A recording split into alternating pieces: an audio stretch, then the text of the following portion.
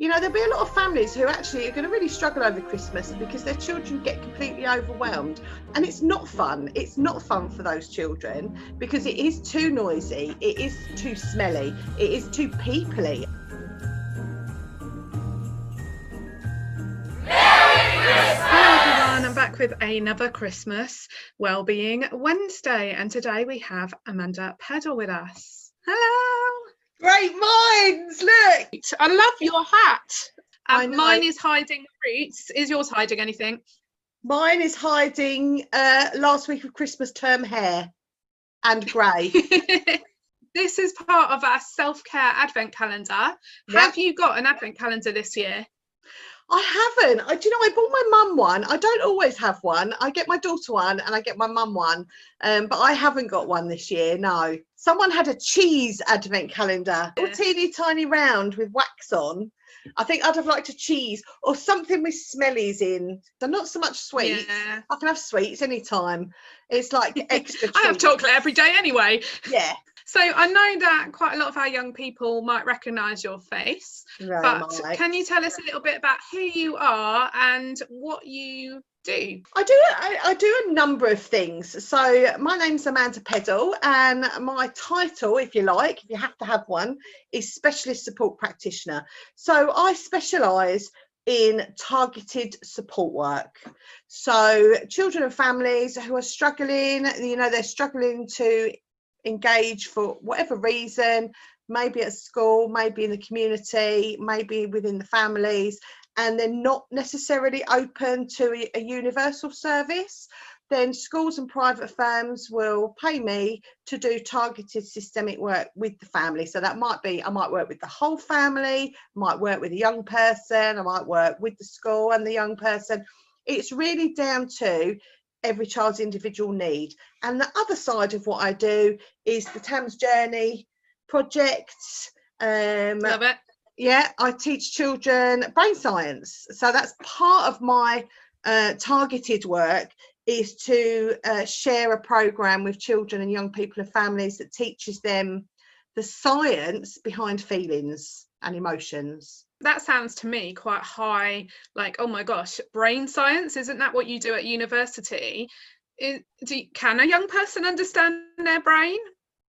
They definitely can. So I've been working, especially in lockdown, I've been working with some year 5s and 6s in primary schools, and we have a program where they learn really simple. So if you look, so I'm going to show you some of the pictures from the book to show you sort of how simple it works. So the part that I'm really interested in is a small part of the brain called the amygdala. And what that does... Oh, we love the amygdala here. Yeah, it works with other parts of the brain and the body to create the feels. And I do think children have a very good understanding of how things work. They're good at Minecraft, they're good at Roblox, they're good at Fortnite. They're good at understanding logical sequences. So actually, if you can explain a child that senses pick up signals and send it to the brain, which sets off an emergency response, which when we were caveman was brilliant, and now is like your nosy best friend that has to get in on everything. And then we get this created reaction, which we now recognise as feelings. And, you know, we have hundreds and hundreds of different words that we use to describe feeling and emotions. But I think before that, the very first thing we need to learn and understand is that the brain talks to the body. It sends messages all around the body. It affects how the heart, the lungs, the tummy work, and it does that by, you know, sending these messages. We've got brain cells that send the messages around. We call these the RONs, you know. And then, you know, all the different parts of the body, they all work slightly differently. Once the oxygen levels and the blood levels are affected, you know, your heart might beat faster, you might breathe quicker, you might get fluttery tummy. And, you know, we've got used to using lots and lots of words to describe that, when actually what we need to understand is that it's a normal physical reaction, and there's lots we can do about it, rather than letting the fear of it overtake us. So the work I've been doing, I've had great feedback from year 4s, 5s and 6s is where the primary program's aimed at, and they do enjoy learning about the brain. When we're thinking about emotions, you talked about all the different senses when you first started showing us those pictures. Yeah. I was thinking about Christmas. There are smells that remind me of Christmas. There are smells I'd rather not know at Christmas. There's a lot of sound. There's especially in my household normally at Christmas, there's lots of sound, lots of touch, lots of just every single emotion. You know, if I close my eyes, I can taste certain Christmas foods in my mind. I can think, oh, I know that taste. Can that be overwhelming for someone? Yeah, completely overwhelming. And that's why, you know, I mean, Christmas is a really unusual time. It's like a lot of the holidays, you know, seasons. You know, there'll be a lot of families who actually are going to really struggle over Christmas because their children get completely overwhelmed, and it's not fun. It's not fun for those children because it is too noisy, it is too smelly, it is too peoply. I mean, I'm not a massive peoply person. I like young people and children.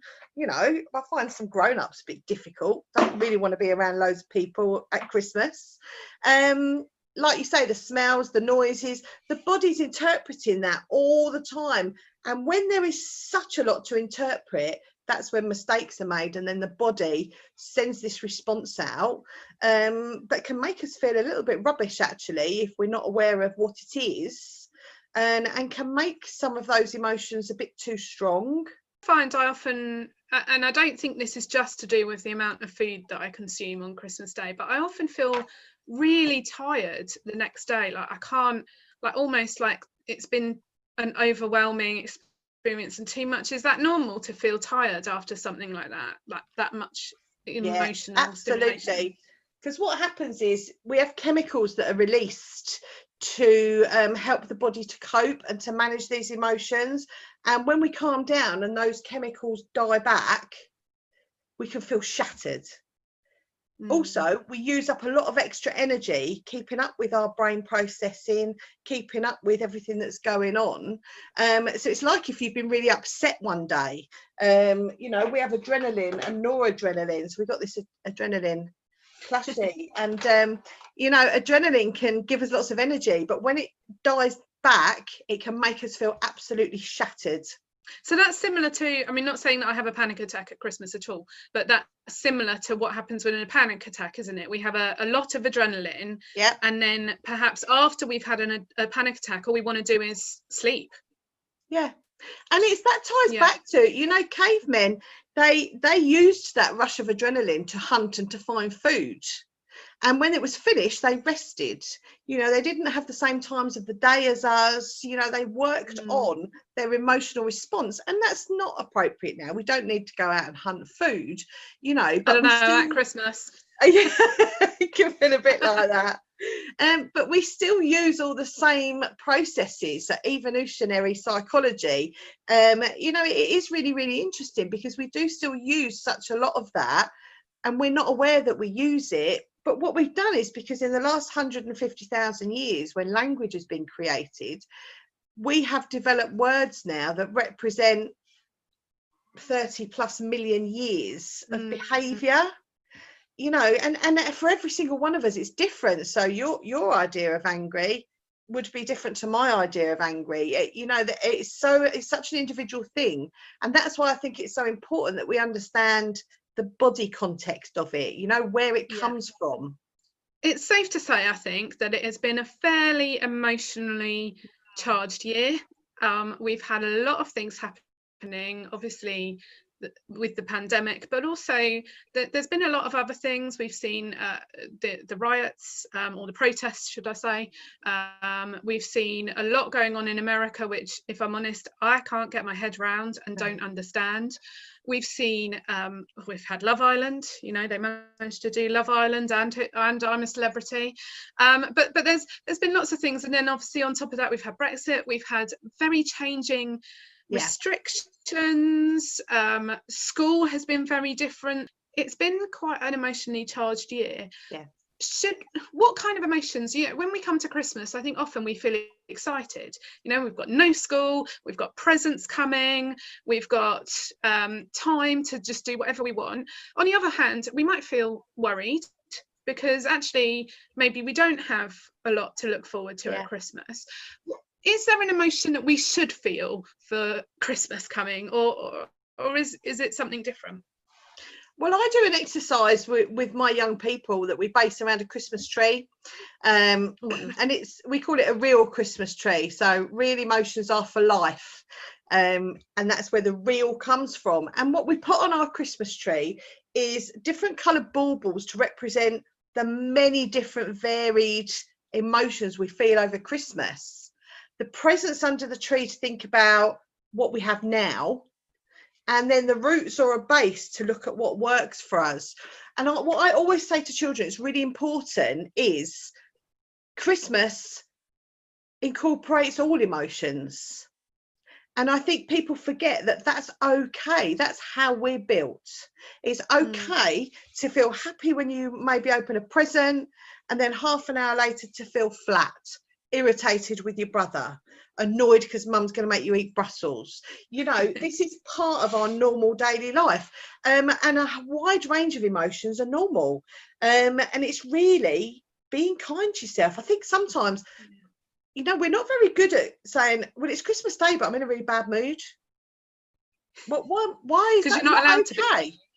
But I am, and I think the trouble is because then you try and hold it in, and then you sort of go like a pressure cooker later on.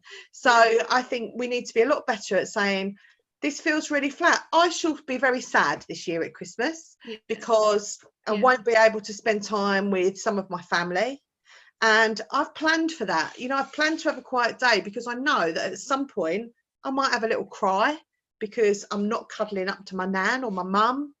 I'm not able to see my brothers. But I think what's really important is that the whole point of this year, and Christmas is the same. There's in business management, we have something called a change management flow. And with humans, we react to change in a very specific way. We go up and we go down. There's a whole process that happens when things change. We are surprised, so we have to get used to the surprise. We have to get used to the reality of it. We might fight against it because we don't want the change. And then there's an acceptance, and then we start to adapt.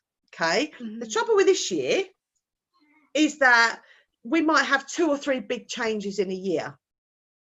Christmas is always a change, which is why people are always unsettled at Christmas. But we've had change after change after change. And what's happened is you've started to go into the change cycle, then had another change and another change and another change. So at no point are we finishing these cycles of change and getting to that point where we're accepting and being able to settle, because we're constantly faced with new change, which is why everybody's sort of, some people are piling in the shops buying lots of stuff because their adrenaline, that means they need to do something. Other people are tucking themselves away because they don't want to go out. And we're all really reactive, and I think to be able to be honest about that and to be a bit kind to each other about it is something I would advocate as the first thing.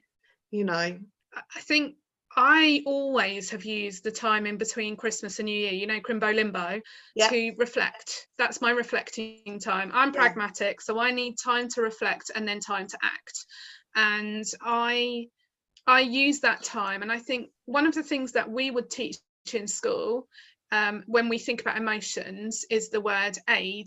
So A is appropriateness of emotion. Now, obviously, as a teenager, sometimes your emotions aren't appropriate. That's okay. But just to think about, okay, what is this emotion? So naming it and thinking about it. Then we think about the impact of the emotion. How is this emotion impacting me? And then lastly, we think about the duration of the emotion. So AID. And the reason why we do that is because if you're thinking something's up in one of those letters, then you need to get aid, you need to get help. So actually it is normal for me to have a sad day. I have had several of them during this month, let alone this year. I have not been scared by the fact I've had a sad day. No? I've not been scared when I've been angry, because it's natural for me. Yeah. However, if I was talking to you now and I said, actually, I can't remember being happy at any point this year, there's nothing that has ever lifted me, not even for a moment, then we're starting to think that's where we need to start getting help. Yeah. Now, I think it's fine to get help at any point with your own emotions. Don't hear what I'm not saying, but it's really helpful to take that time to reflect and think, where are my emotions at? Yeah. And that might mean that you need to close the door to your bedroom, or put some headphones on, or journal, or even make a vlog to yourself. Sometimes I find that helpful, to just talk into the camera to myself. No one else is going to see it. So just, I think it gives us a time to reflect. But it's been really helpful chatting to you. I'd love to chat to you. I mean, we could probably do a whole day of chatting. We could do a whole series, couldn't we? Exactly. If someone's interested in what you're saying, adult or young person, how can they find you? Okay, so I am on Facebook. I've got 3 Facebook pages. So I'm on there under Amanda Peddle. And then we've got the TAMS Journey Facebook page and Inside Out Outreach Services for Young People Facebook page. We've got a website, which is www.insideoutosyp.co.uk. I'm on LinkedIn under Amanda Peddle, Twitter under Amanda Peddle, and Instagram under Amanda Peddle. We'll just keep it nice and simple for everyone to get hold of us. And you're on YouTube as TAMS Journey? Yes, TAMS Journey Amanda Peddle on YouTube, and there's some clips on there. We've got a little series that we're starting up, trying to demystify some of the roles and the people involved, that people that might ever be involved in your or your child's life. We're sort of interviewing them over time and building up a bank of resources where people, if they want to know what does a play therapist do, what does a speech and language therapist do, they can go and listen and get a little bit of an idea of what that role is about, just to sort of make it a little bit understandable for people. Great. Okay, well, that leaves me with one last question, and it's probably the most important question of all. Okay, what is your favourite Christmas film? Can I be really controversial and say Die Hard? And cause a row underneath, because they're going to be a big fight underneath. Honestly, I think Frosty the Snowman. Okay, it was something I watched as a child. It was on really early Christmas morning as a child, and I used to get up to watch it every morning, and I've got it on DVD now. So yeah, Frosty the Snowman for me all the way. Love it. Okay, well, it's been very nice to chat to you. Have a very Merry Christmas. And happy Christmas, everyone. Happy Christmas, everybody. Look after yourself. Bye. It's the kind of phrase of 2020, isn't it? I think you're on mute. Oh, we could be here all day.